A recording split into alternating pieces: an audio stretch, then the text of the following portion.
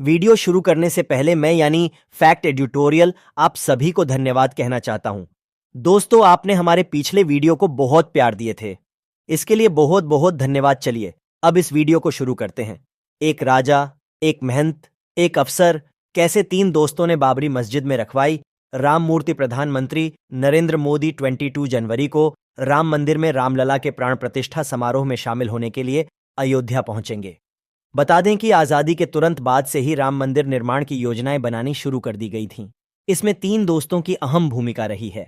उसी का नतीजा है कि अब राम मंदिर का काम जोरों शोरों से चल रहा है।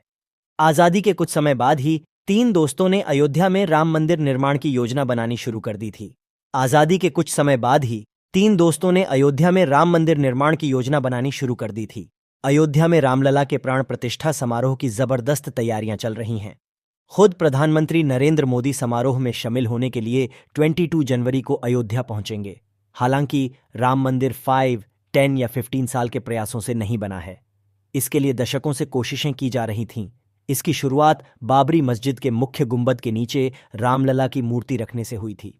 ये साल 1949 के 23 दिसंबर की सुबह थी, जब अयोध्या में अचानक हर तरफ प्रकट भये कृपाला की गूंज सुनाई देने लगी थी।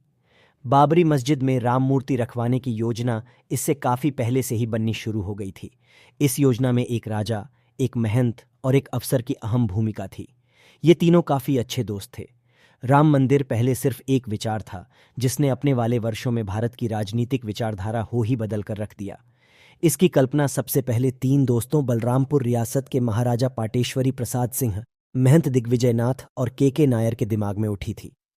ये तीनों अपनी हिंदूवादी सोच के साथ ही लॉन टेनिस को लेकर अपने प्रेम के कारण भी अच्छे मित्र बन गए थे।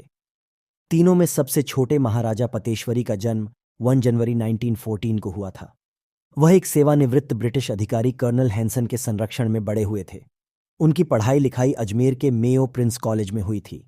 उनकी पढ़ाई 1935 में पूरी हुई। आइए जानते हैं कि कैसे मिले के नायर। महाराजा और महंत भारतीय सिविल सेवा अधिकारी के नायर अगस्त 1946 में गोंडा पहुंचे थे। उन्हें भी टेनिस खेलने का काफी शौक का। टेनिस खेलने के दौरान ही उनकी मुलाकात और फिर मित्रता महाराजा पाटेश्वरी प्रसाद सिंह से हुई थी। नायर का जन्म 11 सितंबर 1907 को केरल के अलेप्पी में हुआ था। जुलाई 1947 में नायर का ट्रांसफर गोंडा से बाहर हो गया, लेकिन टेनिस की वजह से शुरू हुई उनकी दोस्ती कायम रही। वहीं महंत दिग्विजय नाथ के नायर और महाराजा पाटेश्वरी से उम्र में काफी बड़े थे। वह काफी शांत स्वभाव के कूटनीति में माहिर और प्रतिष्ठित व्यक्ति थे। नायर और महाराजा महंत दिग्विजय को धार्मिक नेता व बुजुर्ग के तौर पर काफी सम्मान देते थे। अयोध्या में राम मंदिर का विचार सबसे पहले बलरामपुर रियासत के महाराजा पाटेश्वरी प्रसाद सिंह, महंत दिग्विजय नाथ और के नायर के दिमाग में आया था। महाराजा पाटेश्वरी के यज्ञ में हुई मुलाकात महाराजा पाटेश्वरी प्रसाद सिंह ने 1947 के शुरुआती समय में अपन रियासत बलरामपुर में एक भव्य यज्ञ का आयोजन किया। इसमें महंत दिग्विजय नाथ के अलावा स्वामी करपात्री महाराज भी पहुंचे थे। करपात्री महाराज एक सन्यासी थे, जो आदि शंकराचार्य के स्थापित संप्रदायों में एक दांडियों से जुड़े थे। आजादी की पूर्व संध्या पर उन्होंने अपनी राजनीतिक इच्छाओं को जाहिर कर दिया था। उन्होंने 1948 में राजनीतिक दल राम राज्य परिषद भी बनाया। महाराजा के यज्ञ में धर्म गुरुओं के अलावा के नायर भी मौजूद थे। यज्ञ के आखिरी दिन बनी योजना आखिर कैसे, आइए जानते हैं।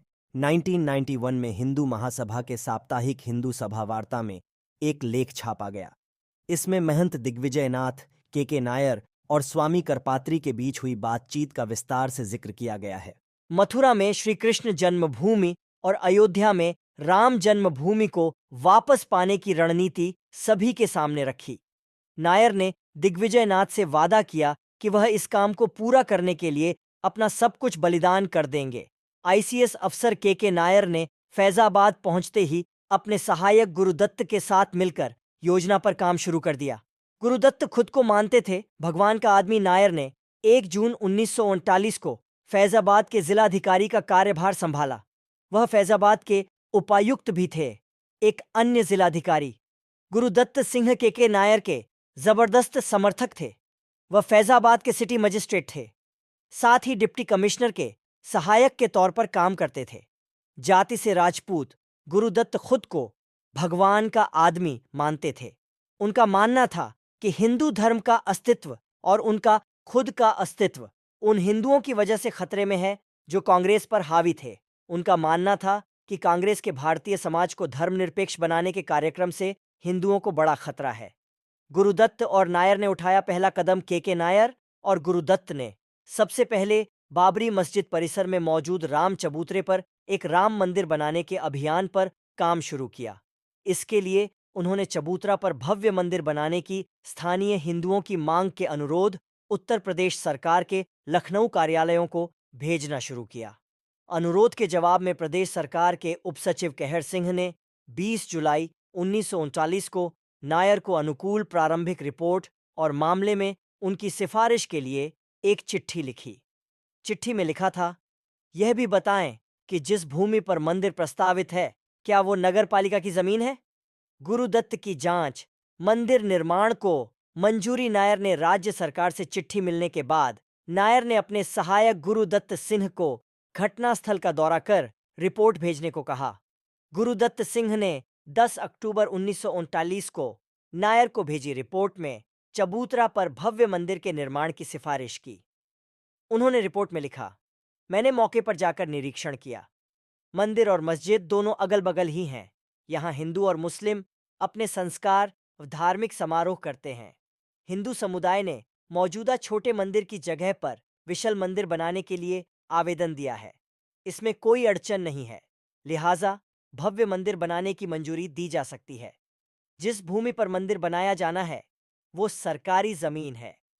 बाबरी मस्जिद के मुख्य गुंबद में 23 दिसंबर की अलसुबह रामलला की प्रतिमा रख दी गई। फिर शुरू हुआ अंतिम चरण पर अमल। काफी प्रयासों के बाद भी नायर और गुरुदत्त सिंह को अपनी योजना को पूरा करने में सफलता नहीं मिली। इसके बाद भी उन्होंने अपने एजेंडा को आगे बढ़ाने से नहीं रोका। दोनों अधिकारियों को हिंदू महासभा से जुड़े लोग काफी पसंद करने लगे थे। हिंदू महासभा की फैजाबाद इकाई के प्रमुख और महंत दिग्विजय नाथ के भरोसेमंद लेफ्टिनेंट गोपाल सिंह विशारद ने नायर व गुरुदत्त सिंह के साथ संबंध बना लिए। बाद में तय हुआ कि मस्जिद के मुख्य गुंबद के नीचे राम मूर्ति स्थापित की जाए। मस्जिद में मूर्ति स्थापित करने वाले अभिराम दास के चचेरे भाई अवध किशोर झा ने बताया था कि 23 दिसंबर 1939 की सुबह मस्जिद के अंदर दीपक टिमटिमा रहा था। अभिराम दास रामलला की मूर्ति पकड़े फर्श पर बैठे थे। नायर और गुरुदत्त को लेना पड़ा रिटायरमेंट। अवध किशोर ने बताया था कि अभिराम दास के नजदीक ही 3-4 साधु बैठे थे। उनके अलावा इंदुशेखर झा और युगल किशोर झा भी बैठे थे। थोड़ी दूरी पर के नायर खड़े थे। सुबह की पहली किरण के साथ अयोध्या में हल्ला मच गया कि बाबरी मस्जिद में रामलला प्रकट हुए हैं। हर तरफ लोगों ने भय प्रकट कृपाला गाना शुरू कर दिया।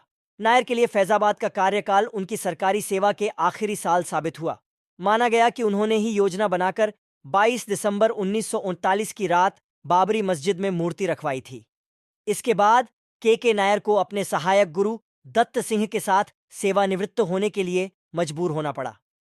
बाद में नायर, उनकी पत्नी शकुंतला नायर सांसद बने।